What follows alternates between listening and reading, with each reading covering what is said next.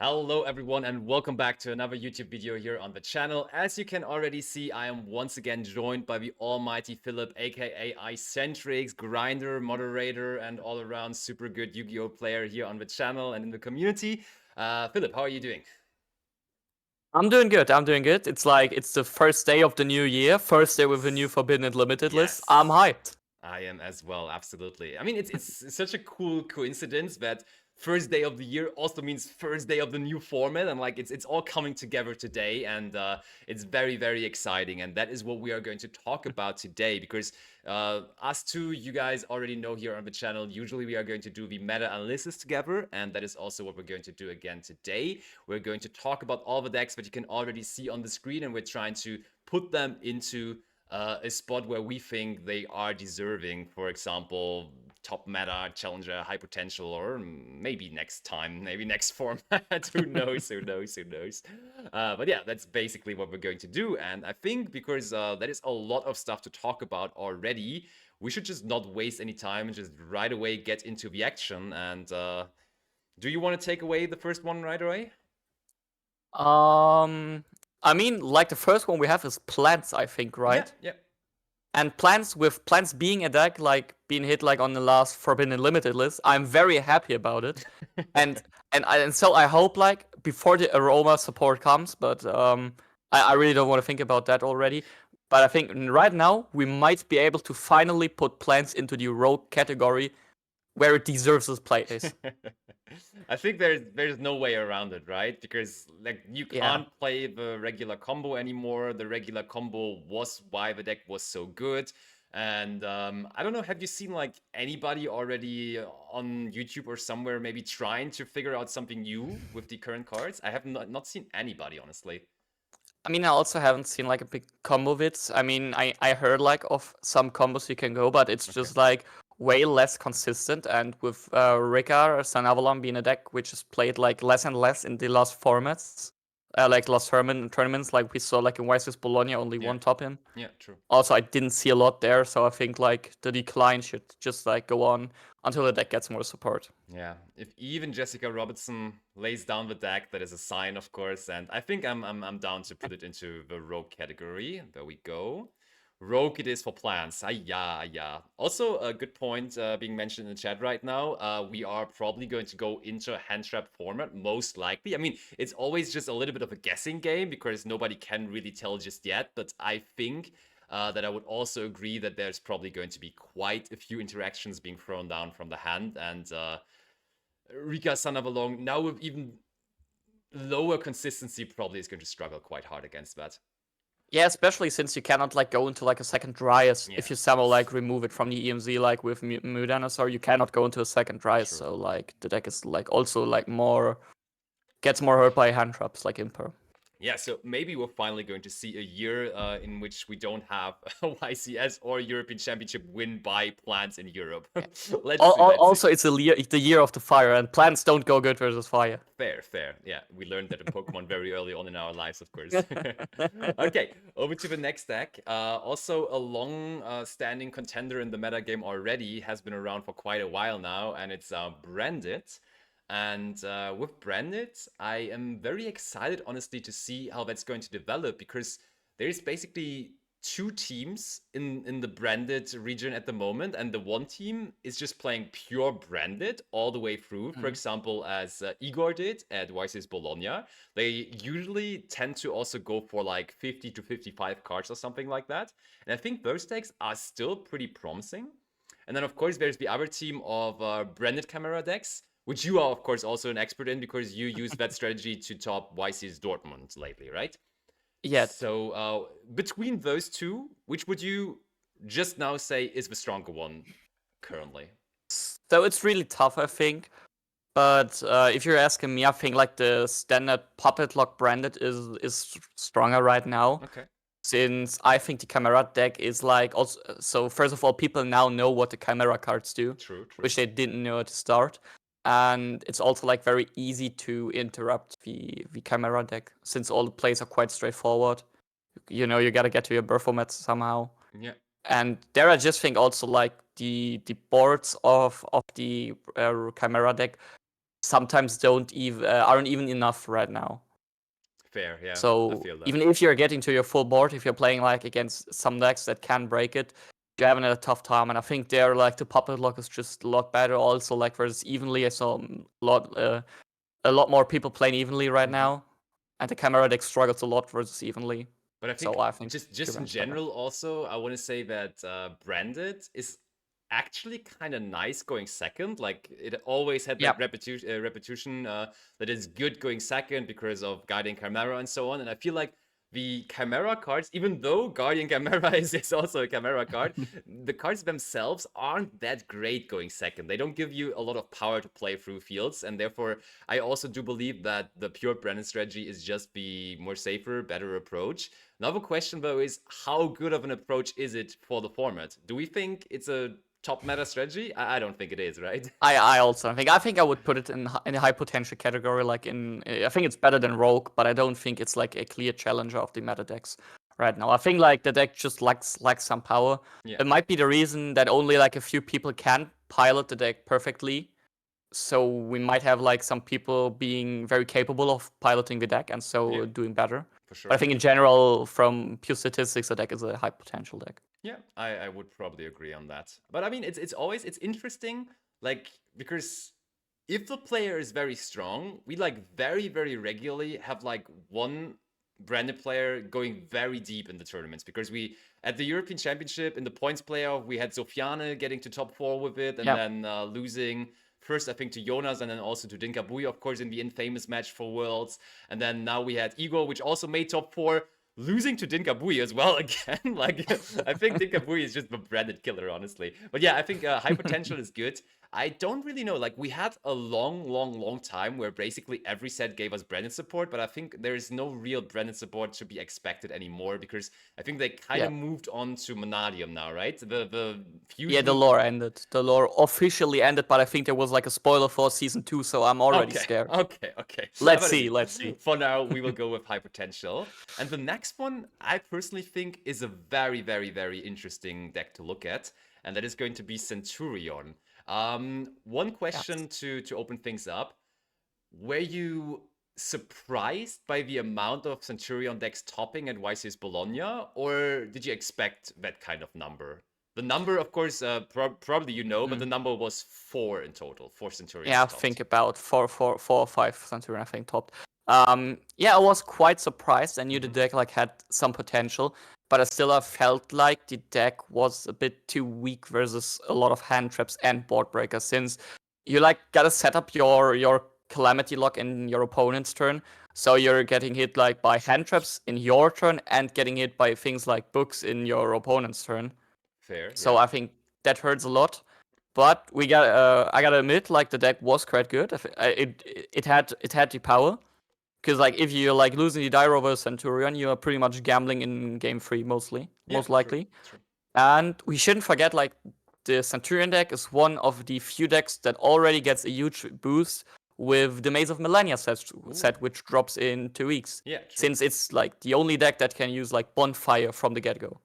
True, that's a very good point. That is very valuable for the deck. And I think I was honestly not very hopeful for the deck in Bologna. I thought it's like maybe a sleeper pick where 1 or 2 people are going to get their way into the top card, but just also being a little bit lucky. But then like right away when I was looking at deck lists and I was seeing that Lorenzo Muselli, that Vincenzo Orofino are playing that deck, I was like, okay, maybe I'm seeing something wrong here. Maybe this deck has like really high potential.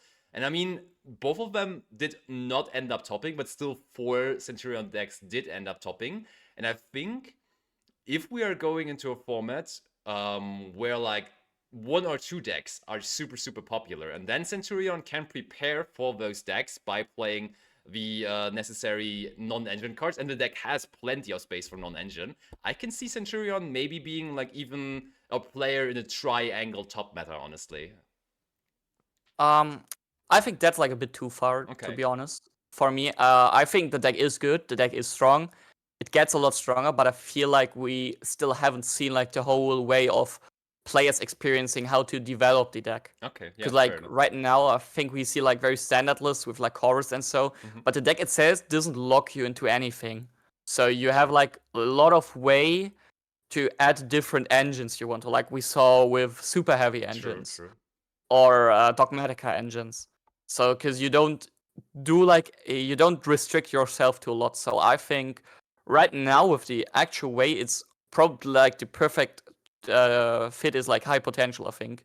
Yeah, and I I would honestly, put it into top. yeah, that's the thing. So, I would probably even go higher than branded as well. I would agree. yeah, It's definitely higher than Rennet. So I think like this deck is just like the definition of a high potential deck. Because like you have like so many ways to develop it.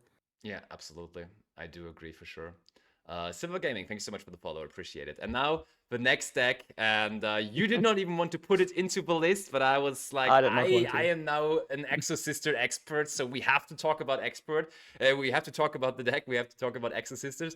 The sad thing though is, besides me now being kind of an expert because I played the deck plenty in Master Duel, I don't think there's much to talk about. I only see like one advantage the deck has, and that is like it's the only deck that banishes stuff right now and doesn't destroy it, which might be somewhat relevant. There you I go. don't know. There we have it. Top meta. Still, I think like it's a deck to put in the binder right now, and maybe next time it's the Exosystem format again. Okay, I have nothing to add to that. Maybe next time for Martha and the gang. Okay, maybe next time, Martha. I mean, you got a 33% winning chance, like of opening the shifter. There you go. That's I mean that's a thing, right? Yeah. All right. Okay. And next on the list, though, is something that is going to go into a completely different direction because that is one of the decks that, interestingly enough, had the same amount of top cut representation than Centurion in Bologna. But I think with this deck, we can safely assume and say that the numbers are going to go up, and they're probably going to go up drastically because Fire King right now is the talk of the town. Like, honestly, every person I'm talking to is saying Fire King, Year of the Fire, Fire King, Fire King. And are you agreeing? Is this like the top meta deck just right now already? I absolutely agree. Yeah, I think Fire King is easily one of the three best decks of the format. Likely, which I don't think is like hot news, but like the deck is like it has a big advantage of being like the new most mid-rangey deck.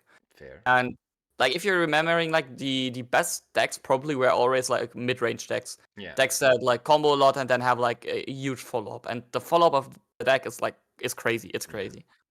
And also it has like similar to Unchained before the Forbidden and Limited list, it had like a good layered form of interruption. So being like Kyrian being in your hand like Shavara, Yeah. which makes it very hard to counter the deck with one card specifically. Totally. Yeah, That's I why agree. I think that's like the big advantage of the deck.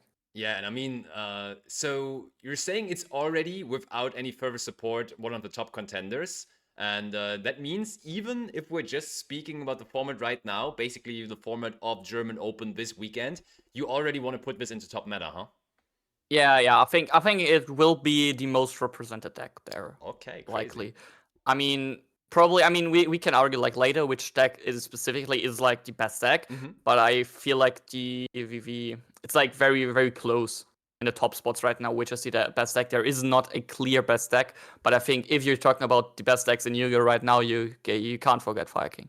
Yeah, fair enough. I mean, it also has like even higher potential with the upcoming releases, but I do agree. I also just want to already put it into top meta there, and top meta it is then for Fire Kings. Who would have thought that? Like tell me that 1 year ago that Fire King all of a sudden is top meta. That's just crazy to me. Sometimes like formats takes on like set releases and card releases take such unexpected turns, and then all of a sudden a deck that wasn't even really meta ever but is around for forever. I mean, Fire King Cosmo was kind of meta, but it was just the little engine there. But and all of a sudden it's top meta. That's just so crazy to me. And I think, I mean, the numbers are going to go up even higher as soon as we get the additional support coming in February, right? Yeah. I mean, I don't think that Bonfire alone like really helps the deck. I don't even think you might not even play it before Populous is out, Okay. since you cannot really search good stuff because your Fire Mhm. Kings are mostly, I think, Winged Beasts or Beasts Yeah, fair. or Beast Warrior like the negates. But still, I think the deck is still perfectly fine right now with all the stuff. Let's go. So Okay. yeah, Fire King, yeah. everyone. If you haven't It's known about crazy it, how good legacy support. It's crazy how good like legacy support has become in the yeah. last months and years. If Yeah, you but a deck that didn't get legacy support, I think, is Flu. And Not really, though. Yeah, but yeah, last word for Fire yeah, King. If you at home yeah, haven't noticed yet, that deck is now really the hot topic of the town. So if you have not been looking into Fire King cards yet on the new structure deck cards and all that kind of stuff, definitely make sure to do that now because, as you can see, it's a top meta contender all of a sudden. But yeah. yeah, Also, deck that abuse the Diabolical engine. yeah, for sure. Yeah, That's like the and you'll engine of see a them all. pattern. You'll see a pattern at the end. Alrighty. Okay, so then we have Floowandereeze and yeah, Floowandereeze. Even though the new Floowandereeze deck is now special summoning, it seems like Centurion is the new Floowandereeze deck because Floowandereeze always was the deck of the Italians, and then in their home YCS, they all betrayed their Floowandereeze deck, and like all the top Italians all of a sudden played Centurion. So if even those players that are always religiously playing a deck then lay down that deck, that's never a good sign for the deck. So Yeah, I I mean, think Flu, yeah. is it Rogue? It's probably Rogue, right? Oh, I'll be honest with you. Put that deck straight next to Exosister, because the deck it even lost. So last format, like everyone was like scared of Flu. People were saying Flu is so good because it counters Unchained. Yes, true. That was Still, a the big deck thing. didn't do anything, not even topping once in Bologna. And now it even lost its best matchup, like D1-3 win matchup probably. It lost. So I really don't see a good reason to play Flu probably. I will keep the flag up for the Flu enjoyers. I don't want to put it straight into the binder, but I will put it into Rogue. Yeah. I mean, I'm perfectly fine with that. I mean, the deck is likely a rogue deck, but I would wish to see it next to Exosister and maybe next time. Yeah, for sure. I do agree. But yeah, like the deck it's had like the problem as always. It isn't super consistent. If it doesn't draw shifter, it feels like you're playing a different deck. So yeah, not a deck I would like to play.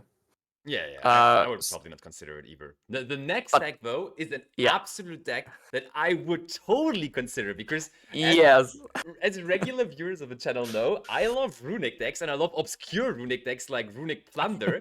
And the next obscure runic deck in the format is Runic Generator. And that already had like a little bit of shining power in Bologna where what was his name again? Firat played it. Firat Karatas played it and he bubbled with the deck. He almost made top 64, but then lost in the last round, I'm pretty sure. And that already looked quite cool on feature. But now, hear me out. Do you know that the deck even gets better now? I do. Do you want to tell our viewers why though? Because IP, as all of you know, is now a legal card again in the Yu-Gi-Oh! TCG. It has been removed from the Forbidden section of the Forbidden Unlimited list. And IP is of course a synchro monster, and I mean, you are synchro summoning in runic decks quite usually, and when you go for IP, you can actually, when you synchro summon it off, search for a World Legacy card, and then you can search for Monstrosity, and like Monstrosity is the best card of the entire deck because it allows you to just special summon out 2 level 9 monsters. Yeah, I have been told, it's crazy. Yeah, that you can even like now go for a hand trip 4 with the deck, because before you could go for like a hand trip 2 or maybe 3, but now 4 is just easily possible. So I don't know. I feel like I have to try out this deck, honestly.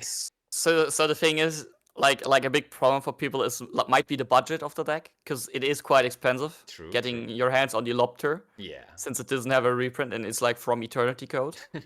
Yeah, that's quite some time ago. Still, I think like what you gotta like realize, like if you haven't heard of Runic Generator, you gotta like realize the deck is not a runic deck. It doesn't feel like the classic runic decks, because like your runics are all only there to get your bodies. Like you're like very rarely going into Hugin searching Fountain, because your boss stage gets you more advantage than Fountain. I know, sounds crazy, but it is what it is. Absolutely. Yeah, it's not really like I mean, Sleipnir being a level 9 is crazy, like also with like the World Legacy Monstrosity. Yeah, for sure. And so it's like more like you're using like your runic cards to get bodies on the board, and then like also for disrupting going second. So you gotta like adapt a bit of your playstyle if you're like only used to normal runic decks, we know. Yeah. But yeah, I also think it's very cool, and I think like this deck is like also perfect for the high potential category. Ooh. I mean, like I'm always hyped about those, but I feel like I'm kind of overhyping those kind of decks because of personal preference. But I also like I would have probably put it into high potential, but there's no way we put this above Centurion, right? Yes, I also think. I think like between Branded and Centurion might be the right place. Maybe even Just behind Branded, right? Because Branded is still yeah, performing, right? It's I still a mean reasonable deck. that's the thing, but I feel like you're having like a lot of cool things the Runic Generator deck can do, other decks cannot do. Like going for the anti-Blatney hand rip is like a very special thing. Yeah. I feel like, and I would maybe even rate this higher than like the branded deck being able to puppet lock you, because I feel like it's very clear how people want to stop the puppet lock, but I think it's very unclear how you want to stop Runic Okay. Generator. I mean, I think that's tougher. I will accept it. I mean, it's a close Yeah. one, and it doesn't really matter that much. But then let's put the Runic Generator deck in there, in between Centurion and Branded for now. And next on the list is a deck where we have to ask ourselves whether it is even viable at all now anymore, because the next deck is Infernoble, and of course Infernoble is a warrior deck and was centered completely around Isolde, the Link 2 that that has now, we gotta say, finally been placed onto the forbidden section of the Forbidden Unlimited list, and therefore, yeah, is it? I mean, it is possible, most likely to play the deck still, but is it really that good now? It's tough, right? So I mean, Isolt finally has its deserved place in Forbidden Section. Yeah, for sure. So it worked really hard for that place. Totally. So it is deserving place next to cards like Anaconda and Co. Yes. And now I feel like the Infernoble deck itself, even though Pack maybe the last warrior from Infernoble Knight, Yeah. uploaded a video with like some of his thoughts, I still don't think that the deck is really playable, because it lost like all of its advantage being a deck that can like go easily into a link monster and then combo off completely. Yeah. Because I feel like these are always the decks which are the most scariest. Like when we are like remembering like link monsters often work as a glue between like all the different pieces of a deck. For like sure. when you remember with the base deck where Hulky Fibrax like linked all the adventure engine into Aurorodon and Co. Yeah, absolutely. I feel like Isolt did the same for the Infernoble deck, and now like you might be at the point where you gotta like draw a lot of your pieces. That's the Or, thing. like, Yeah, like that's the first of all, problem. it was adding so much consistency, but also now when you just interrupt the engine, when you just interrupt the Infernoble cards, there's no way that they just link off two warriors and go into Isolde and go on from there. Yeah. So it really is lacking like power plays now. Like going first, but also Yeah. going second as well. Like going second, the deck Yeah. never was like crazy good, but like it got even worse now, honestly. Yeah, and I'll tell you, I will not play Super Heavy Samurai Vakaushi in my Infernoble deck. So maybe we gotta say maybe next time. Probably it's still Rogue, but I would Yeah. likely put it maybe next time. I would put it into maybe next time, but I would also see like putting it into Rogue to be like a bit more safe if the deck now performs crazy. Yeah, I think Rogue is fine. I would even put it behind Floowandereeze. Probably the Yeah. Infernoble enjoyers are now going completely mad, but yeah, I will put it behind Flu. It just lost its best card, so how could you not rate it low? I definitely think that is something that we have to do. And over to the next deck, and I mean that card alone could be any deck, because Kashtira Fenrir has been in any deck basically in the latest meta game, but of course we're going to talk about pure Kashtira, and that deck, that was another surprise for me at YCS Bologna, because honestly, I don't really know how these guys were winning duels. Like it's just like when you were looking at the topping lists for Kashtira Agreed, yeah. at YCS Bologna, it was just like super simple. They were not playing any floodgates, powerful trap cards or anything. They were just putting up like Shangri-Ira, Fenrir, Unicorn, and that was it. And I'm like, bro, how does that win? I mean, occasionally, sure, but how does that consistently beat the meta? Because we are at a very high Yeah. power level. I mean, I'll be honest with you. I think I see like a lot of people like coping on Kashtira being a viable deck, Okay. and I completely disagree. I think the deck is like garbage. It's crazy.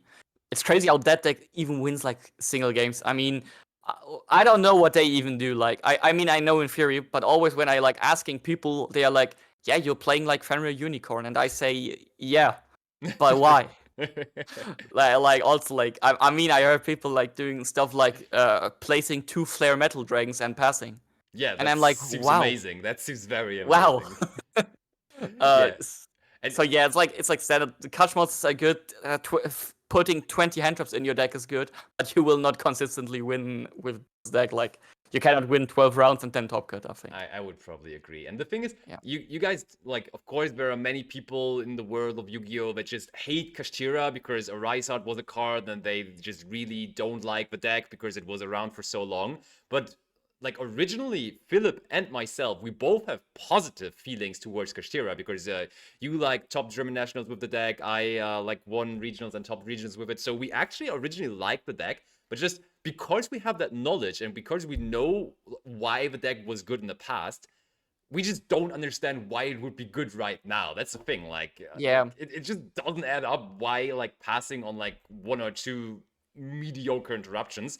By the way, like, basically every deck ends on a Fenrir interruption. So why is pure Kashtira good when it ends on a Fenrir interruption? It doesn't make sense. Yeah, that's a thing. Like you could. I mean, I could see like a reason of being Kashira and just like being good with like Unicorn doing so much for you without even committing your normal summon. But at the same time, I think like, what are you even making? Like, if you're getting like Unicorn, Birth, Fenrir, and all those stuff, what are you getting? Like Shangri Era Pass? Yeah, I don't know. So okay, It's crazy. I think like still it's probably Rogue and it's It probably is at the probably top of top of Rogue. Rogue Yeah, even. yeah, I Yeah. would agree. I will Yeah, put it's it. probably like I mean like it's hard to be worse than Plants Flu and Infernoble. So I think Rogue is okay.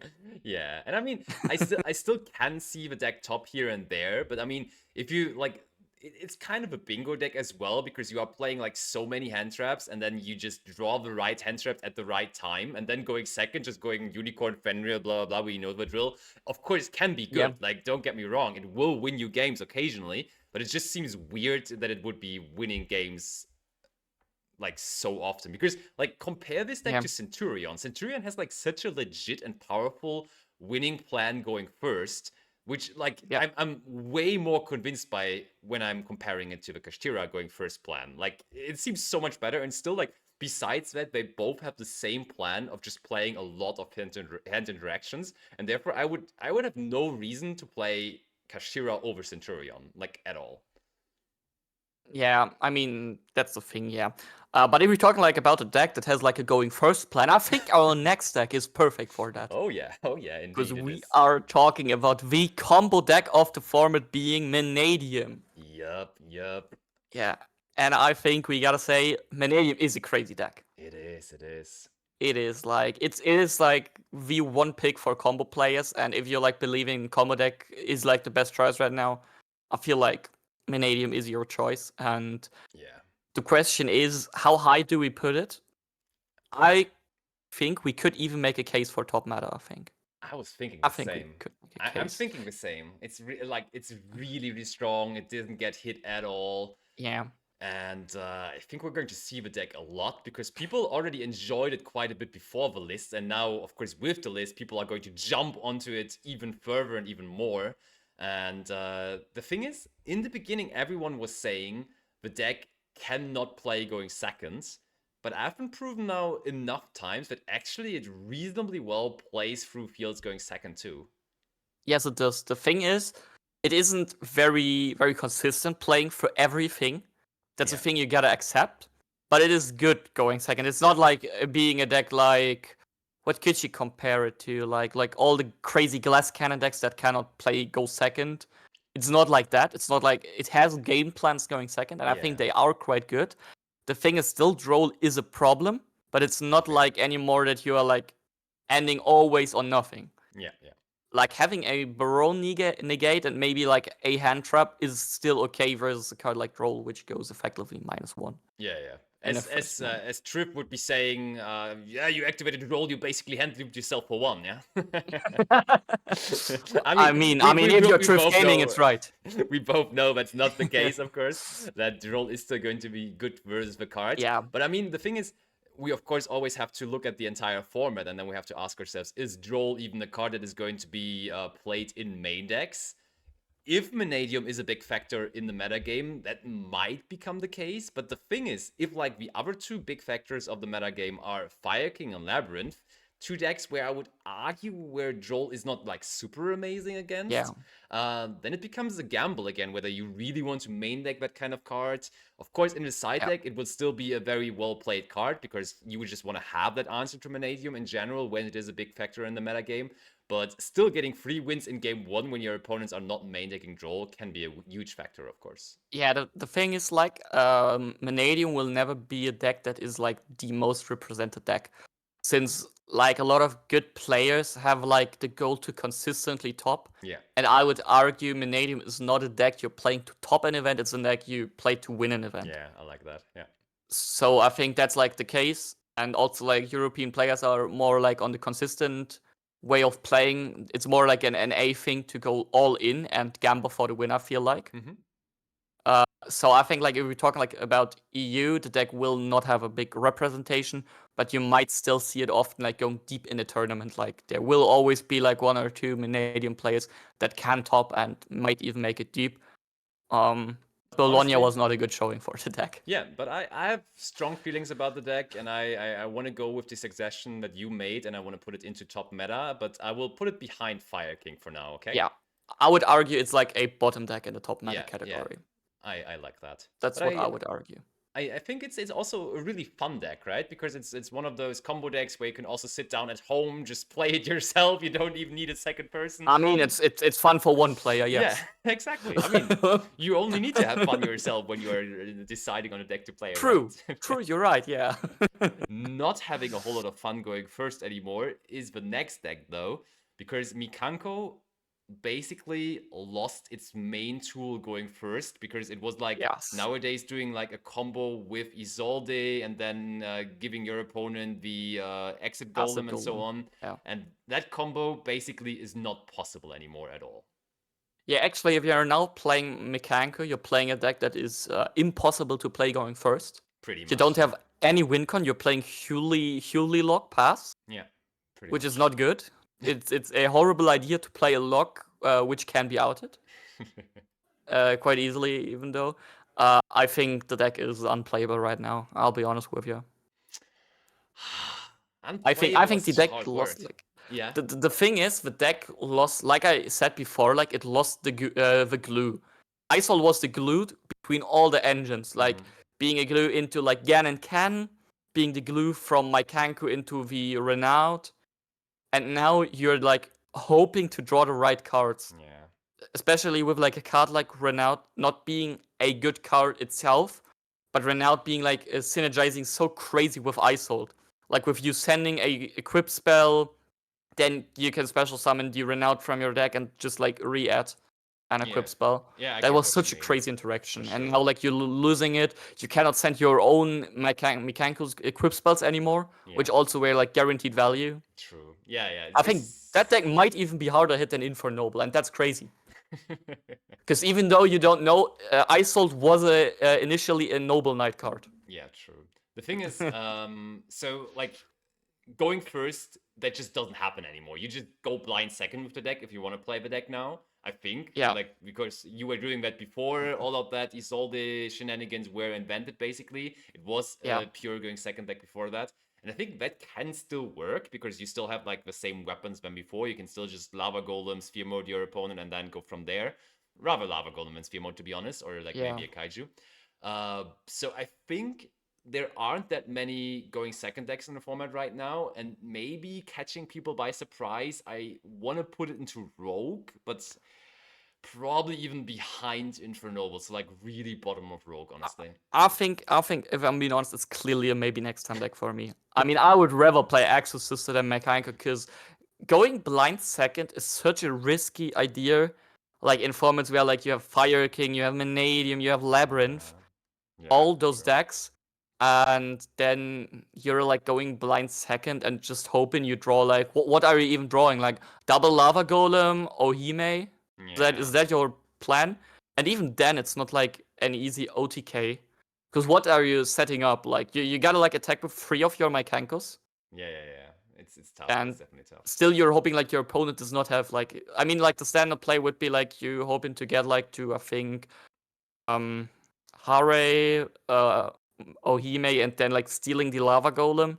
Yeah, something like Like that. that would be Okay. like your standard DK I, line, I and I gotta don't feel like agree. it's I consistent. gotta Yeah. agree. Ohime and the Mikanko enjoyers, you will be maybe next time enjoying yourself a little more again. Maybe there's support for the Mikanko deck coming up, but right now, right here, probably not the best idea to play the deck in a competitive environment, to be honest. Yeah.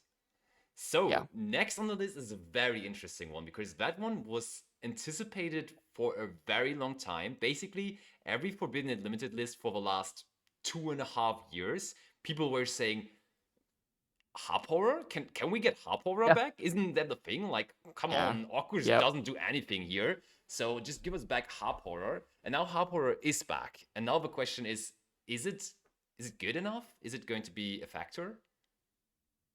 I mean, I'll be honest. You cannot ask me for like an objective opinion, because Why? or Orcus was like the deck I took first to regional. Mm-hmm. So I have like strong feelings with the deck. Like I played Luna Light Orcus. I know Troll Despair, like with Ooh. Azathoth and all this stuff. Troll Despair. But I think like the deck is quite cool. It makes a lot of fun, and I think it has some very cool plays. Mm-hmm. But I'm very unsure if they are like plays made for the year 2024, because it is not 2019 anymore.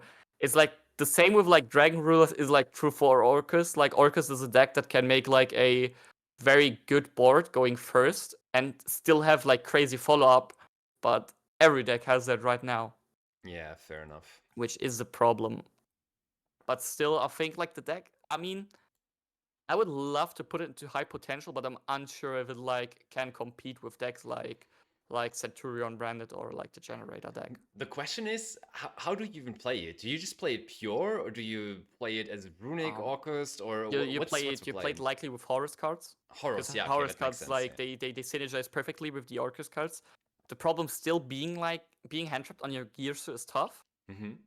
So like the Gearsu is like your main starter you didn't have back then. Yeah. But the card is crazy, like it's like an Armageddonite. But if you're like Yeah, for getting sure, for sure. it like impermed or so, it's tough. So that's the thing. I feel like it's not that easy to like get your combo through in a hand trap format. I feel like Mm-hmm. still the deck has a lot of gas, which is an advantage. It has some non-engine space. I mean, you might make like a crazy with different stuff. I mean, I don't know what that could be though, but I mean, SP at least is a dark monster, so you can still summon it For after you sure, hop yeah. it. I think And you have like a good way into your either Babel or the Crescendo. maybe this is like the wild card of the format even, right? Because it's like one of Yeah. those decks where you can't really tell, where people may be figuring out something crazy because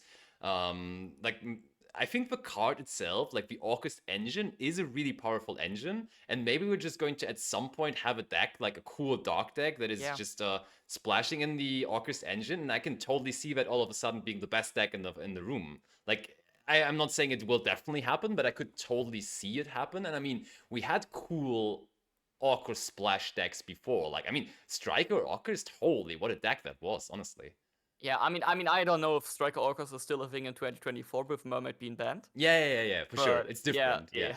it's different. Yeah, but still, like, I feel like, I mean, we might not even have to figure out like a lot of stuff there, because if we are like ending on, I don't know, Photon Lord, IP, and then like stuff like Babel, Crescendo, Yeah. like Criminal Skeleton in the graveyard, like, I mean, that might even be enough. Could be enough for sure, yeah.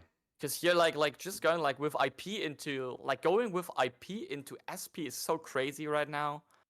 And then like also having like Vidingirsu send, which is one of the craziest interruptions still, I think. Yeah. So I will say we'll do good to all the Orcust enjoyers and we will put it into high potential. Would you agree? Yeah, I think that's cool. Like at the end of high potential, likely though, because it is the wild card. Yeah. I would agree for sure. That looks good to Yeah. me. Okay, then the next deck is another very interesting one. Honestly, for me personally, with Purrely, I struggle to follow the forbidden limitedness limitations of the deck because like it has a different list for TCG, Master Duel, and OCG. Like when I'm playing the deck in Master Duel and then in TCG, and crazy. it's like it's always different. So let's now break it down again. What are the current hits for Purrely now that are in effect from today on? So with Purrely now, we are having 1 delicious memory Yeah. and 2 sleepy memory, and that's Yep. it for the hits.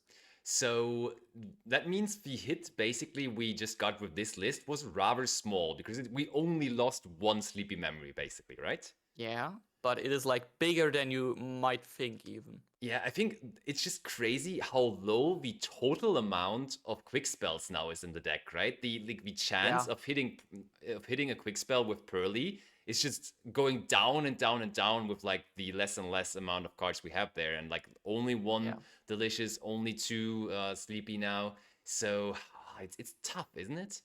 Yeah, the big problem is that you're like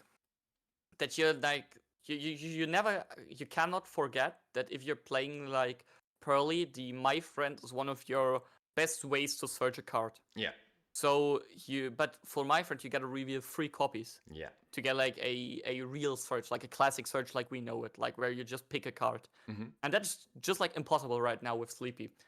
So we are now like at a point where you can say you have like 3 crazy quick spells where you have 1 delicious and 2 sleepy, Yeah, for sure. but you cannot be sure to get to the sleepy right now because there is like a point where it gets a problem. The quick spell you have that where like the delicious is not so good is when you're not having the way to discard spell cards Yeah, because you are playing like likely a lot of hand traps this format. for sure. So you might have like 12 hand traps. So which spells are you even discarding if you're not opening 3 quick spells? Yeah. It's getting interesting with the deck for sure. And I don't really I think it was for me personally, it was for Bologna, for example, actually somewhat of a good pick. I liked it at the end of last format, and Yeah.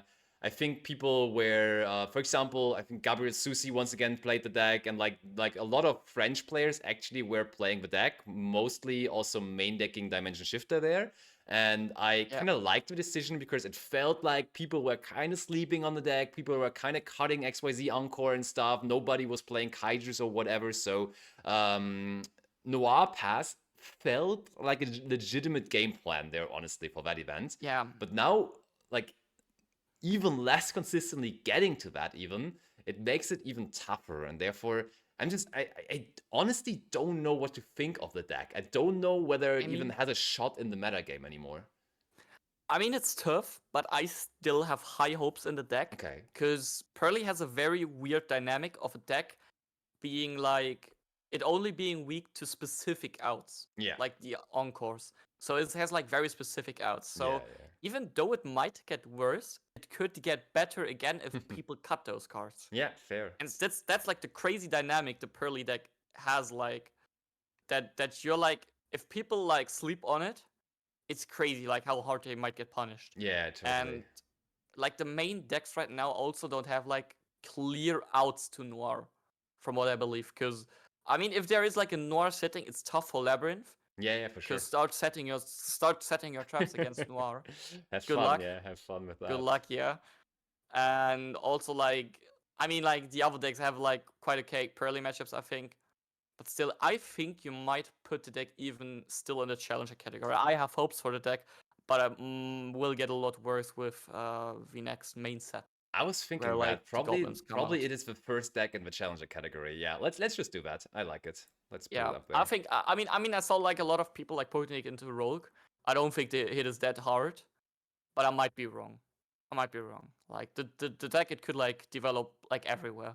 Yeah, I do Crazy. agree. And now it's interesting to see with the next deck we have on the list where this Yeah. deck is developing because quite frankly, Rescue Ace would probably be the deck that we would consider the best deck before the list. Like just numbers wise, it was in the finals of YC's Yeah. Bologna.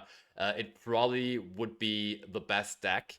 And when we look at the hit that the deck got, we gotta say, yes, they hit one of the best cards in the deck, but they only semi-limited it, right?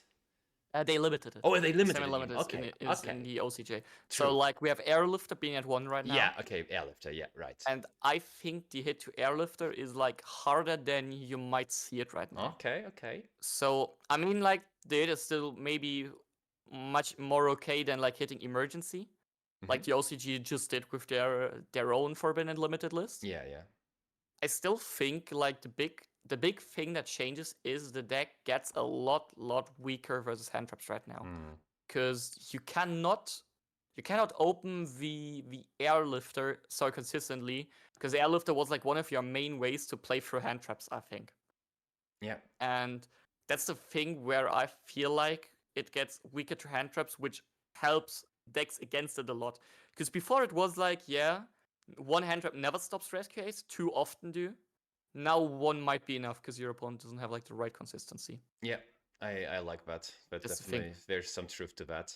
Yeah, So still I believe it's still a top meta deck though. yeah, probably it is still like Yeah, it's not like it the is. best contender. I would probably, if I think about it, I might consider putting it behind Manadium, or is that too much?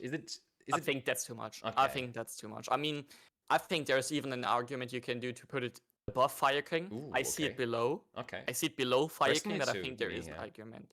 But I feel like there is an argument you can make, like Fire King being sometimes a bit weak, like on Ash on the island. Yeah. You can argue about that, where like Rest Case is like most likely going through one. I mean, like likely playing for one hand trap, and you can play like a crazy amount of consistency in the Rescue Ace deck, still like playing 3 Witches, 3 Wanted, 3 Prosp. Yeah. If you really want to, it's like that's crazy, and still setting 4 traps is still good. It's a pretty good move, yeah, not gonna lie. The thing though is we gotta like consider, and I think I would like to talk about that next, is that your Labrynth matchup is very tough. Yeah, yeah. There's going so to be I another think- big player in the room. So let's just Yeah. put it behind Fire King for now. And then let's talk about Labrynth, because I just teased it. Yeah, yeah, I like that too. But just, of course, one last note to the Rescue Ace deck. Yeah, sure. That deck also will, of course, profit off of the new releases that are coming in the next 2 sets. So, Yeah. yes, right now we see it in that spot where it's not the best deck anymore, but spoiler, Year of the Fire, Rescue Ace, and Fire King probably are going to go up even higher very, very soon when the new cards are coming out. But for now, they're probably not far away from Manadium, I would say. The thing is, I feel like the decks are a good margin better than Manadium, but not like it's not like the difference of a whole tier for me. Yeah, like same.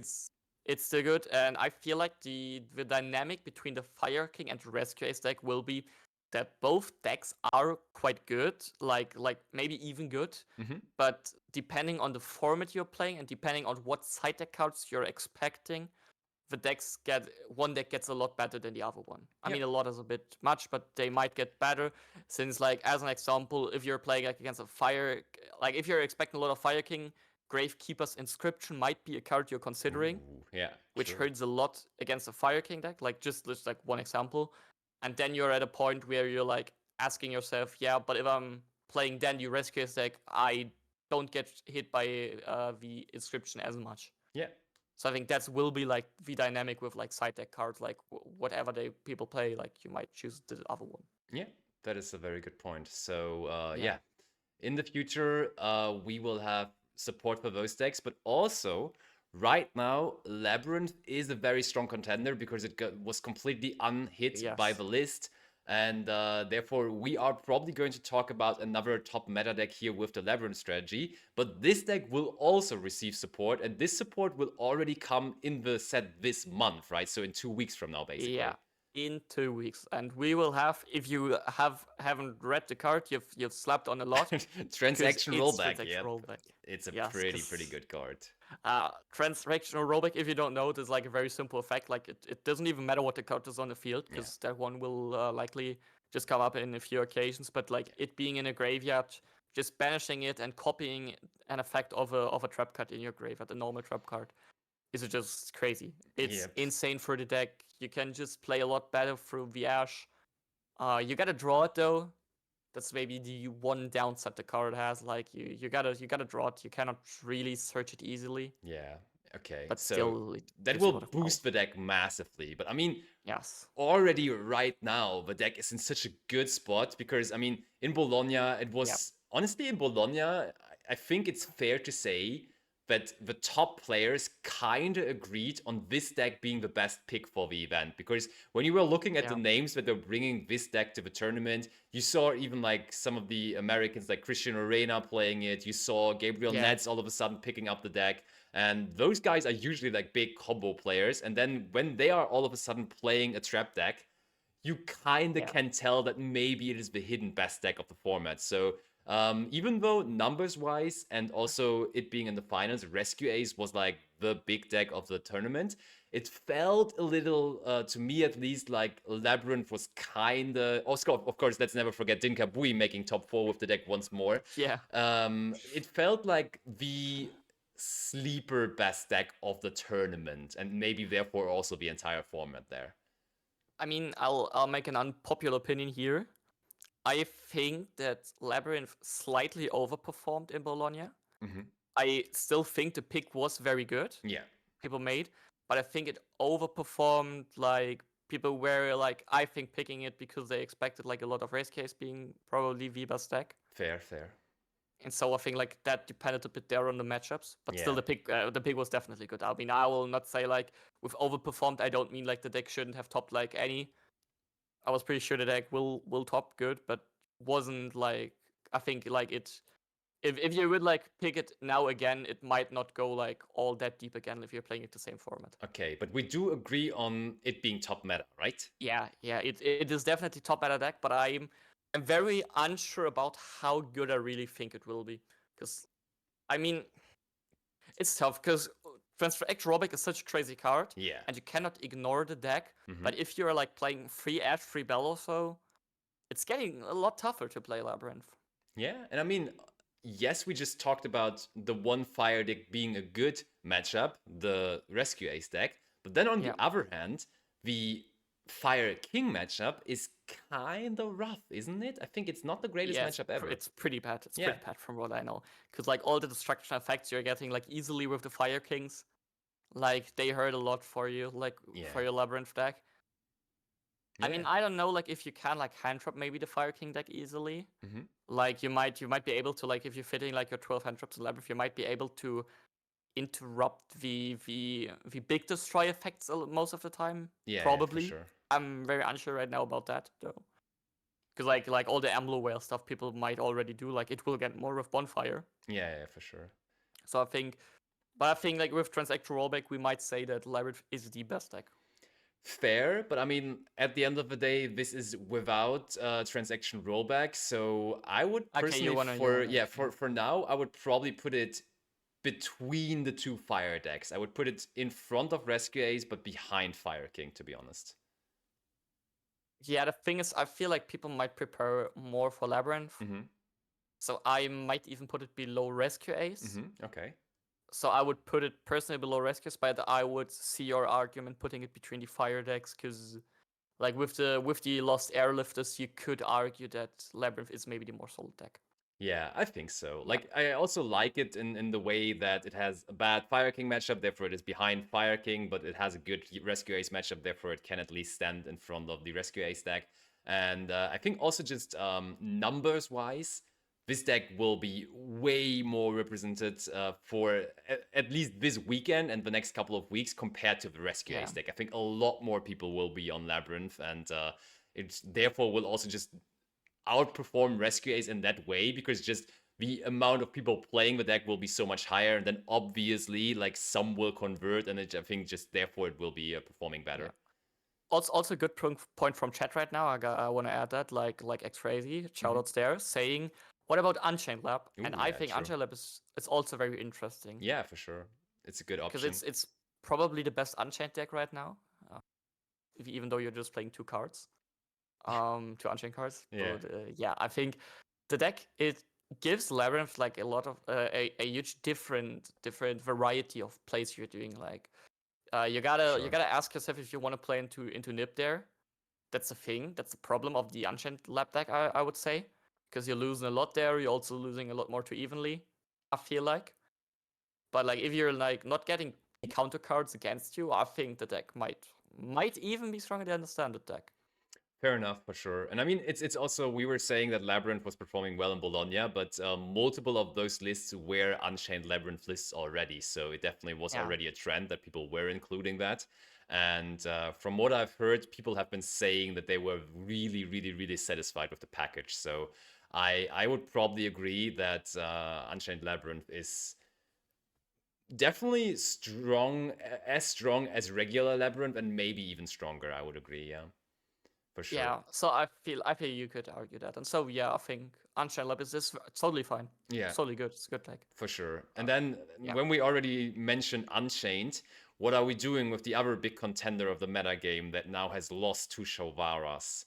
How good is Unchained with only one Shavara? It loses a lot of flexibility, right? Because just not having the option to end on Shavara in hand because you had to use it as an exceed material for Caesar or something, and then it's gone for that moment. It just feels really weird because Shavara basically was giving you so much interaction with your opponent because you could just basically dodge interactions from your opponent being imprim or something like that, and that should just happen so much more rarer now. It would just not come up anymore, and I feel like therefore the deck just loses a lot of power. I think that's like even the less tough thing is that you're losing like the dodge thing. I think the dodge thing is very cool, it's very nice, don't get me wrong. But I think the even harder thing is that you are like normally burning through a minimum of 2 Shavaras. Yeah. And if through your combo, because you need to get like 2v Caesar, and now you gotta replace it with what, like a second blue duck or so? I don't know. Or you gotta like rebuild your lines and not ending on Shavara in hand. It's just gotten a lot worse since you gotta go through 2. Because you gotta go through 2. That's like the main issue with it. And like adding a second blue dog also feels weird because you're already playing a lot of cards you don't want to draw, and why would you add another one then? Yeah. So I mean, it's hurting myself. I'm not feeling good now saying it, but I think I would put it into Rogue. Oh, I feel the same. And I would even put behind Kashtira. I was about to say the same. Yeah. Let's. I mean, it hurts. Let's just. I mean, Yama's still a crazy card, but yeah, it's not good enough. It hurts, but I do agree with that. I don't think it's a great pick for the upcoming format. I mean, at least from what it looks like right now, maybe there is someone already cooking, surprising us with something completely unexpected, and I would be down for that. I would love that, and I would be happy to see the new combos. I'm always happy to see new stuff, but for now, with the info we have, with what we can judge, it just doesn't seem great. I mean, there's always one thing now you gotta remember with Unchained is the deck doesn't like Xeno locks you into Unchained, it locks you into Fiends. Yep. And so there can always now be like a Fiend brew with Unchained. Yeah, true. But it got like a lot worse Shavara. I mean, I saw like in the OCG, I saw someone topping with a Unchained Infernoble deck.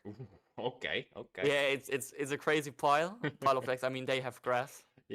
Which makes it a lot better. For sure. So I don't know if we can play it. I mean, we also don't know when the Inferno support will be available in the TCG, but still, I mean, there might be something, but I might be coping there because that got a lot worse. Yeah, for sure. Okay, next up on the list, shoutouts, of course, to the almighty Joshua Schmidt, the man that won YCS Bologna with Bestial Runic, with Synchro Quem Runic, however you want to call it. And this deck was honestly somewhat non-existent before that weekend because nobody really played it, and I mean Josh was like the only person really playing it in the entire tournament as well. But then of course the effect of the deck winning a YCS now made the deck so much more popular. Like I saw so many people now all of a sudden bringing that deck, and just numbers wise it definitely profited. It definitely is a lot higher, but the thing now is it really one of the top meta decks? And to be honest, I want to say personally, already taking it away, I don't think so, honestly. I think it was like a somewhat interesting tournament where he faced a lot of Labrynth with a lot of good matchups and so on, but I don't know whether the deck itself is just so great. So, I'll make myself a lot of enemies now, but I'm down for it. I don't think the deck is really good, because, yeah, I mean, I'll say it. I think it is overperformed in Bologna. Yeah. But if you're having like maybe the best pilots in Europe, Exactly.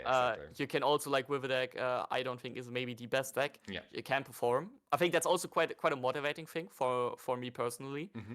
See that like a good player can make the difference. I mean that's the YCS that proved it. Yeah, for That sure. a good player can make the difference. I mean that's like the best answer to people like saying Yu-Gi-Oh is not really about skill. I think that YCS is like the best proof. Yeah. Just go also give them Joshua Schmidt's card. Yeah, I For mean sure. that's the thing. That's the thing. Like also the deck has some room for innovation, probably. Where like I would say like the other two Runic decks we will talk about next, because we can do all of them like together in a moment. They are like more set in stone with their lists. Where like the Runic deck had like a huge room for cards. You can make things a bit different. Where like the lifetime package is quite big. The for hire package is quite big. Where like the bestial package is like you can change it with numbers. You can play with a bit with numbers there. Yeah, for sure. So yeah. And also, it was a like, good pick for Bologna. Yeah, it was a good pick. We were just saying that Unchained is going to go down in popularity a lot. That was somewhat of a good matchup because Bestials are naturally good versus Unchained, and therefore, it's going to be tough. Like, I honestly, I'm struggling to put this deck into high potential. It's kind of weird because it just won the latest YCS, and it kind of feels wrong towards Josh. But I also have to agree that it's just it doesn't feel like that great of a pick right now into this format, because when I'm looking at the top meta decks that we have there right now, it doesn't feel like a great pick versus Manadium. It doesn't feel like a great pick versus Rescue Ace. It doesn't feel like a great pick into Fire King. It maybe is decent-ish into Lab. I think it's very good into Lab, to be honest. It's pretty good into Lab, But besides that, it's kind of tough. So I mean, there's like one thing you can maybe say in favor of the deck now.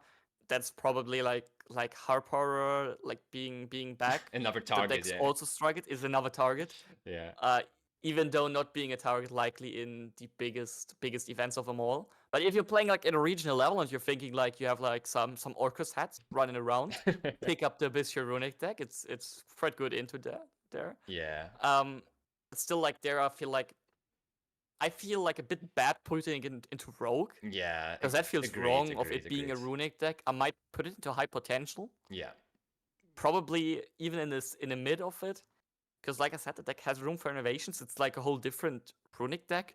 Yeah. Like it having like the Bestials as being like hand traps in the right matchups might make it like different. So like normally we have like Runic decks being able to play 3 to 6 hand traps.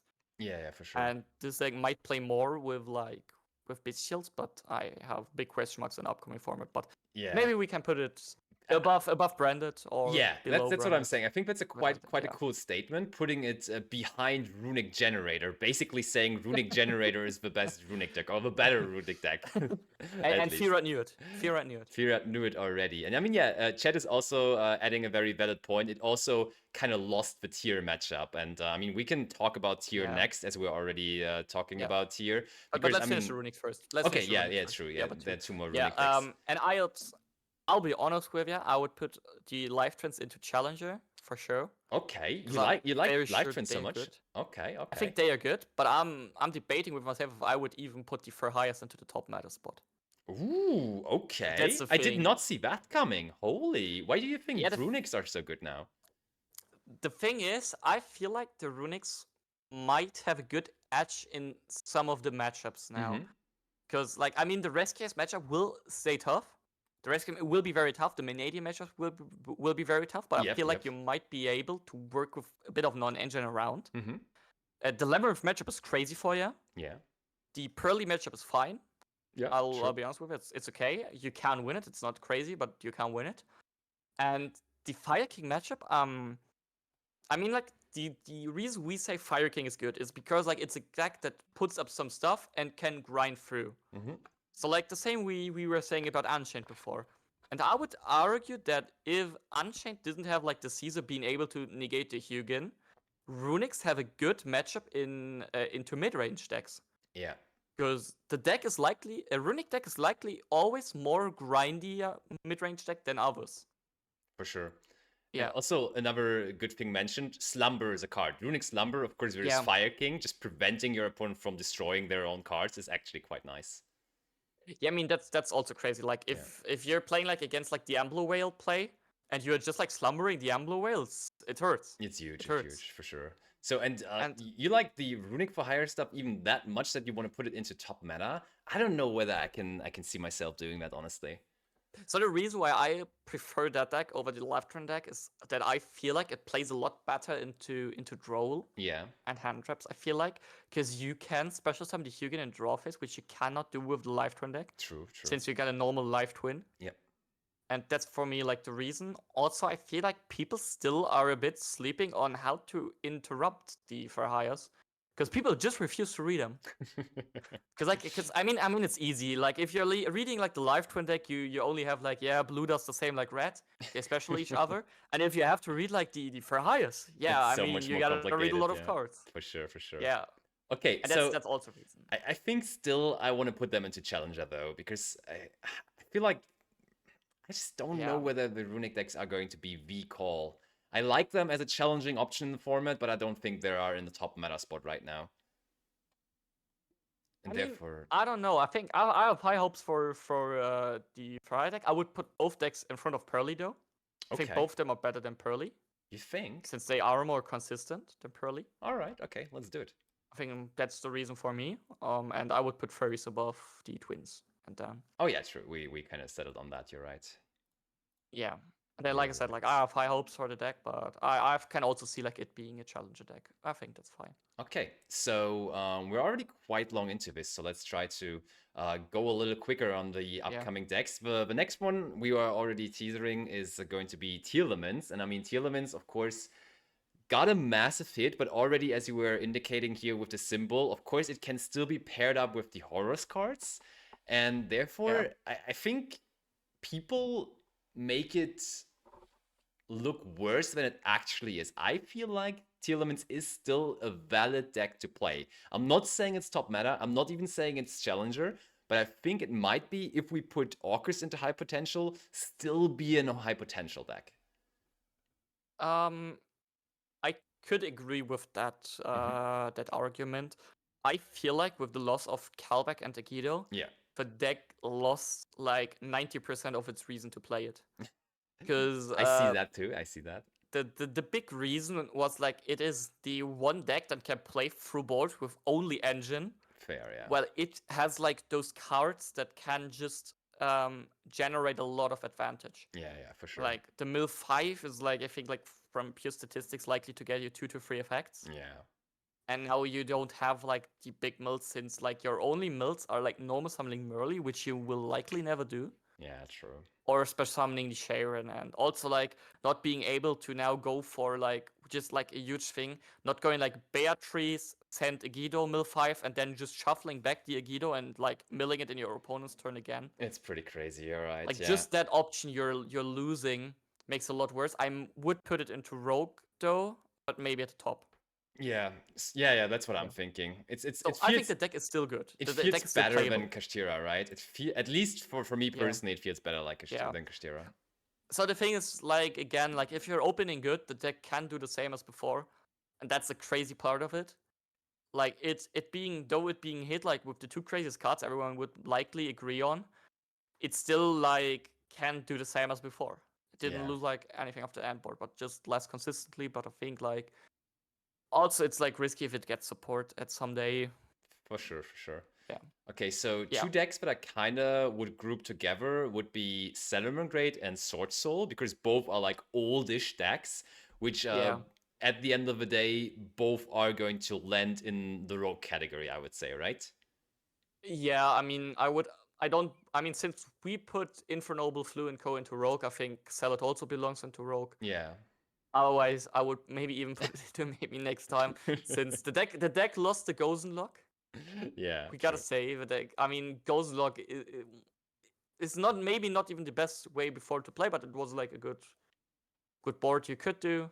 Still, I think rogue might even put it behind Plants though, or behind Flu. Yeah. Salad. I think Salad can go behind Blue, I True. agree with that. And then Yeah. Sword Soul, yeah, just I think I would put Sword Soul right behind Unchained personally. seems That's the good to me. place Seems good I to me. would see it, yeah. Since the deck is a solid deck. And having a solid deck is always good, but it's nothing special anymore in 2024. That's true. That's true. So Yeah. next on the list, a deck that has not really seen any popularity lately, honestly, and that's Melfi Sprite. And I mean, Melfi Sprite always was a good pick because it had so much space for non-engine, right? That was always one of the big upsides of the deck. And Yeah. I mean, but now it of course got back one starter, right? It got one more starter, yeah. Crazy buff, as you know, top Yeah. meta for sure. Yeah. No, I'm just kidding, no. I think Sprite Malfleet, the same like that goes for Sword Soul, I think it's a solid deck. Yeah. And being a solid deck is not good enough in 2024. That's a problem. And so I feel like I would put it right being next to Sword Soul, likely above it, maybe even above Unchained, I don't know. Yeah, I would put But it I have behind more hopes Unchained for for Unchained. now. Yeah, same. Yeah, I have personally more hopes for Unchained with Yama being a custom card and Sprite losing its custom card being named Sprite Elf. Yeah, for sure, for sure. The next deck, yeah. honestly, is like really interesting because I had higher hopes for Dragon Link for Bologna, but then it was like really underperforming in Bologna. It was like not showing any signs of life, honestly, at all. Did any Dragon Link top? I think one maybe, right? I don't think any top, but I might be wrong. I think one was there, if I remember correctly. One guy was there at top of Dragon Link, but overall it was just such a really low number. And when we talked about Bestial Runic losing valuable matchups with Tearlaments and Unchained, same of course kind of goes for Dragon Link, right? Because that deck of course also develops around Bestials. And likely even worse. I mean, yeah, probably. I mean, the deck has like a few upsides it will always have, but I don't know. I don't think Dragons is like a deck that's particularly good right now. Yeah. So I'm even like it's hard for me to even put it into the high potential category right now. I think it might be better than a few decks in the high potential category. Yeah. So it might be better. But like just for me, I don't feel like there is a lot of innovation being able to mate in the Dragon Link deck. It feels really stuck at the build it's right now, and the build right now is just not good enough to top events. I honestly, yes, I do agree. It feels really weird putting into Rogue, but I also kind of want to put it into Rogue. Yes. So maybe just top of Rogue. I mean, we can put it into top of Rogue, and for all the Dragon Link enjoys watching, your deck might be better than a few decks in the high potential category. Yeah. But I don't see it being able to develop itself. So like getting to a new level, I don't see that. Yeah. If you are a Dragon Link enjoyer, put your raging message into the comment section now, and I will absolutely answer you. But for now, it really doesn't feel like the craziest pick ever. And now the last deck on the list. Another deck that I had a little higher hopes for Bologna, especially after it getting second place in Dortmund, and then getting additional support with the new cool trap card and the Jialong and so on. Yeah. It felt like a deck that could do some cool stuff in Bologna, but then it didn't. Yeah. So what I feel about Vanquish Soul. For me, Vanquish Soul is slowly getting like the status of Sky Striker 2.0. So, I mean, in a positive way, in this case. Because the deck is the deck that if it gets to grind, it wins. Yeah. So it's like one of the. I mean, maybe that's just like how all those draw power decks work. I mean, I have like a bit of hope for Vanquish Soul. You might be able now with like more upset goblins to get consistency. I don't know. Fair. Maybe you can now play like I mean I tried it like playing 3 upset, 3 desires, and you might get more consistency since like a deck like card like Prosperity hurts you a bit because you don't get your Borga draw. And you're very reliant on drawing with your Borga to get like so that your engine is strong enough. Like a bit similar to how Life Twins were before, where people were arguing if you really want to play Prosp if you cannot draw off Kissikill. Yeah, totally. And that's the thing I feel like it's also for Vanquish Soul. A big upset I would give the deck is that it is maybe the one hand trap pile you can have, like next to Centurion, where like you can play the Ashes, you can play the Belts easily, you can also play Shifter. Absolutely. It's one of the few decks. So I would put it personally into high potential, even Same. though I would not say it's a crazy good deck. And where do we go with it? Do we go above branded, maybe even? Yeah, I would likely put it above Branded. I mean, I would maybe even put it above maybe even above the Runic decks, but I don't know. It's tough to say. Likely above Brand. I think Branded's good above Brand. Let's do it Because like I want to that. keep the Generator deck in that high spot. I love it. Same, same. I love the deck too. It's a really, really cool deck. All right, those were a lot of decks we talked about. Thank you so much for joining me, Philip. That was a blast as always. We definitely Appreciate cracked the 1 hour mark once again, but I mean that is the nature of this format, right? We want to in-depth Yeah. talk about all the decks. It's really enjoyable. We want to talk about everything, get some insights going. And if you are watching this video and you made it to this point, thank you so much. Make sure to like the video, subscribe to the channel, maybe leave a comment as an angry Dragon Link enjoyer, or if we are missing one of your decks that you think we should have definitely included. So yeah, thank you so much for joining, and this will be it for now.